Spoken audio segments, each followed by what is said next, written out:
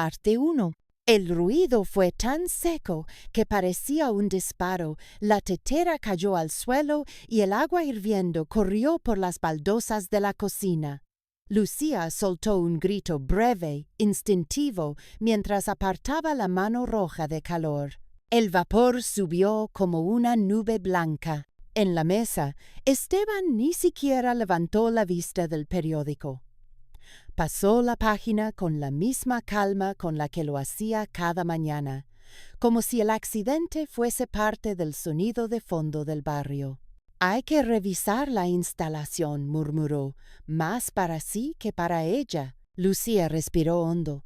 Sabía que no debía esperar otra cosa, pero aún así el silencio de su marido dolía más que la quemadura. Desde hacía tiempo, la rutina en aquel piso del barrio viejo de Santander se había vuelto tan densa como el humo de las cafeterías cercanas.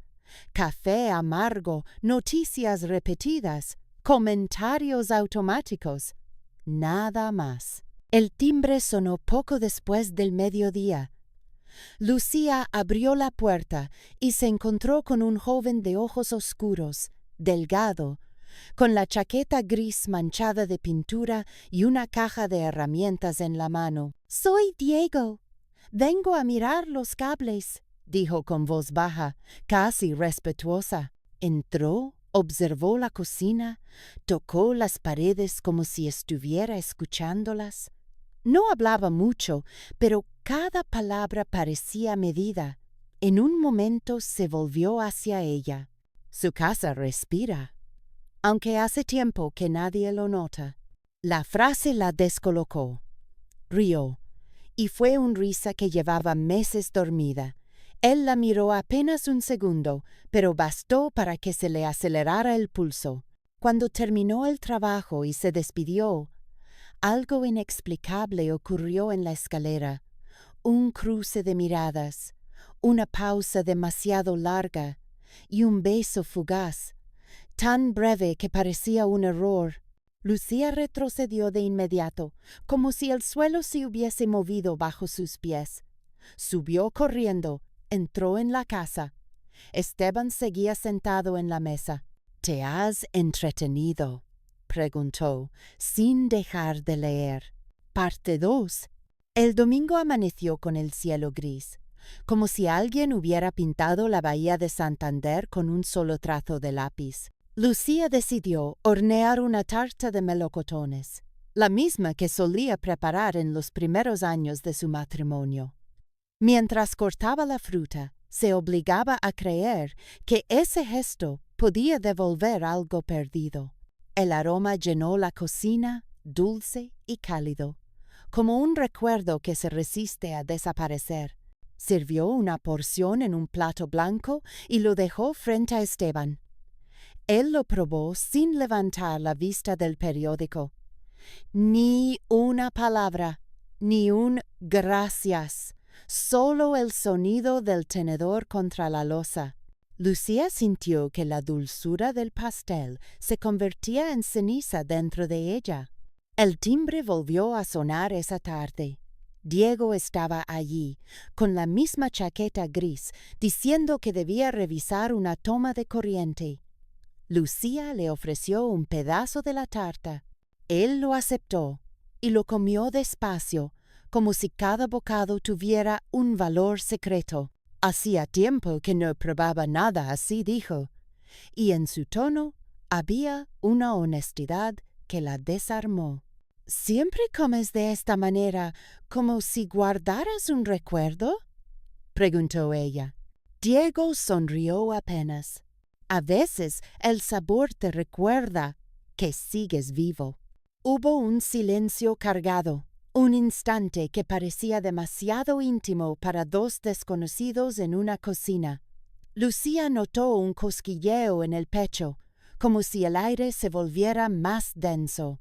De repente escuchó un ruido en el pasillo. Esteban estaba allí, apoyado en el marco de la puerta. No dijo nada. Simplemente observaba, con ese rostro imperturbable que tanto pesaba. Lucía tragó saliva. En ese momento entendió que cualquier movimiento, incluso el más pequeño, dejaría una huella imposible de borrar. La tarta en el plato de Diego seguía intacta, un símbolo silencioso de todo lo que aún no se había dicho. Parte 3. El lunes por la tarde, el viento soplaba fuerte sobre los balcones del barrio. Lucía estaba recogiendo unas plantas cuando un cuaderno lleno de sus notas salió volando. Las páginas se dispersaron como aves blancas sobre la calle. Diego, que estaba ayudando con la reparación de la barandilla, bajó corriendo detrás de las hojas. Regresó jadeando, con el cuaderno en la mano. No quería que se perdiera, dijo, entregándoselo. Lucía lo apretó contra el pecho. Nadie ha abierto estas páginas excepto yo. Diego bajó la mirada, pero respondió con firmeza. Ahora ya no. El silencio que siguió fue tan elocuente como un grito. Lucía lo miró, y en ese instante ocurrió. Un segundo beso. No fue impulsivo ni torpe como el primero, sino sereno, inevitable, como si confirmara algo que ambos sabían desde hacía tiempo, pero no se atrevían a decir. Al volver a entrar en el piso, el sonido del radio encendido los envolvió. Esteban había puesto el volumen al máximo, un viejo bolero que parecía atronar en cada pared. El contraste era insoportable. Dentro, la música ensordecedora. Fuera, la brisa tranquila del mar. Lucía se sentó, intentando calmar el temblor de sus manos. Diego buscaba palabras, pero no encontraba ninguna que no sonara peligrosa. Al final, solo dijo, «A veces las casas gritan más fuerte que sus dueños». La frase quedó suspendida, vibrando entre ellos.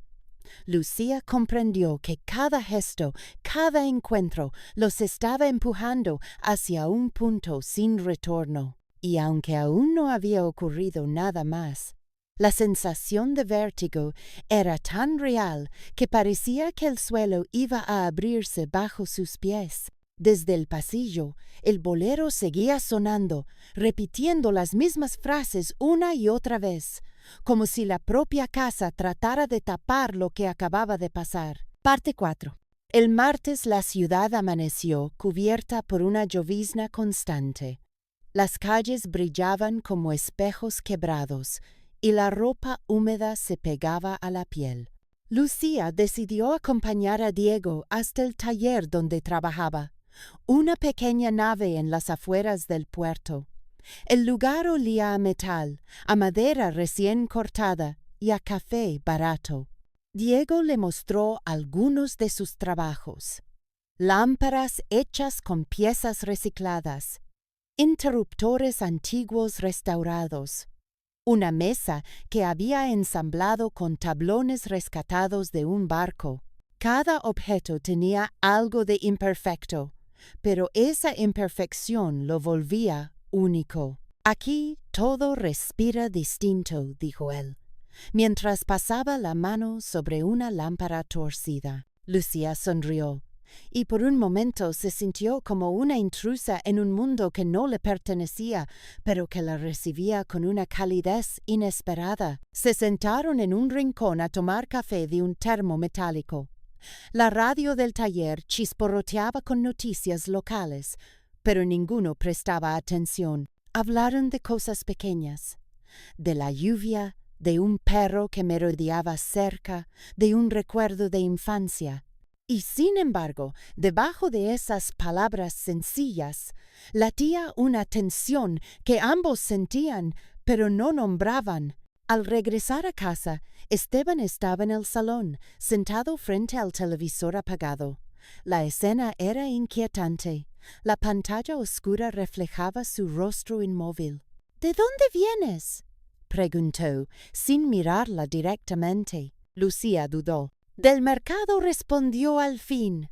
Él asintió, como si no le importara demasiado, pero sus dedos tamborileaban sobre el reposabrazos del sillón.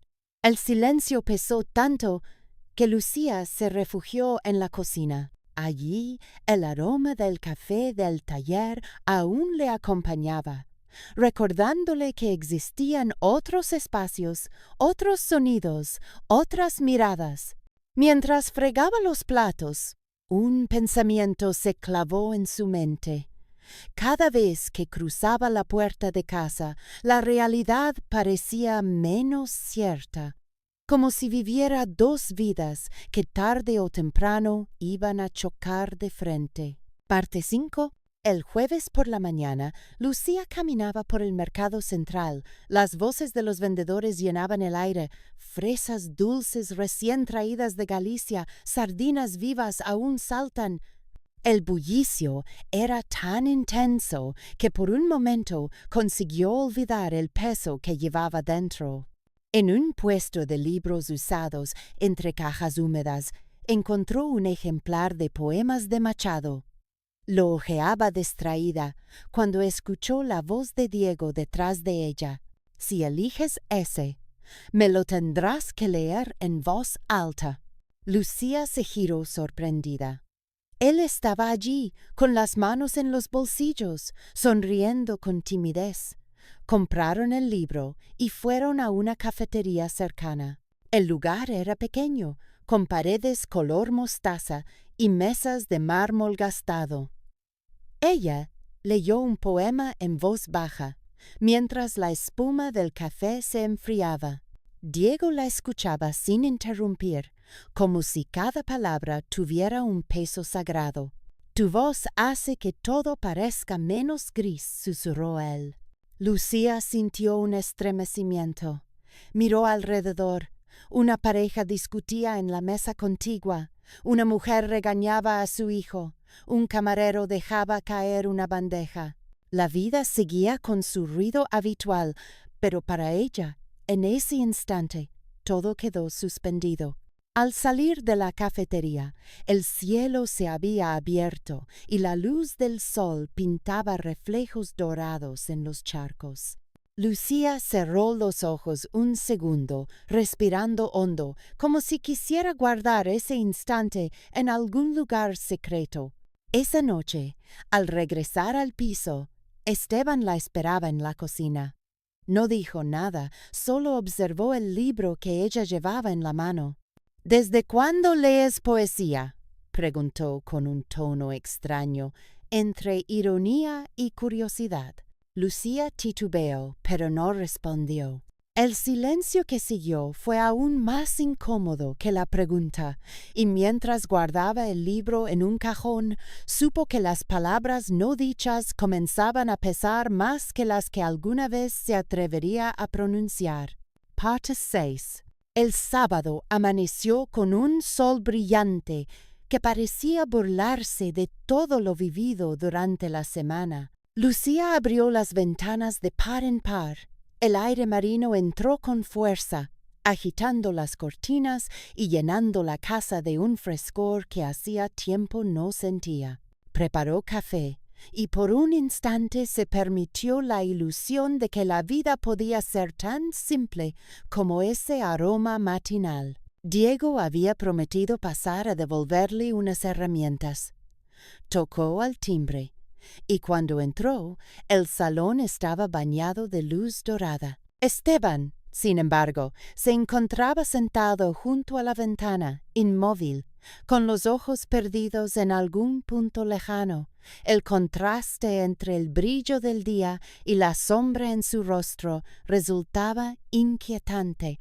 Lucía sintió que el aire se tensaba. Tomó las herramientas, las colocó en la mesa y buscó algo que decir, pero las palabras no acudieron. Entonces Diego, casi en un susurro, dijo: «A veces las casas guardan más secretos que sus habitantes». Esteban levantó la vista. No hubo reproches ni gestos de ira, solo un silencio que pesaba como plomo. Y sin embargo, en ese silencio algo cambió. Fue como si cada uno entendiera lo inevitable. Las máscaras se habían caído, los gestos hablaban más que cualquier explicación. Lucía respiró hondo. Se acercó a la ventana y miró el mar a lo lejos. Las olas brillaban con destellos de luz, como si nada de lo ocurrido pudiera alterar su calma eterna. Y en ese instante comprendió que no importaba cómo se llamara lo que estaba viviendo. Era real, y lo había transformado para siempre. El silencio continuó, pero ya no era el mismo. Tenía un eco distinto, como el preludio de algo que nadie podía nombrar todavía.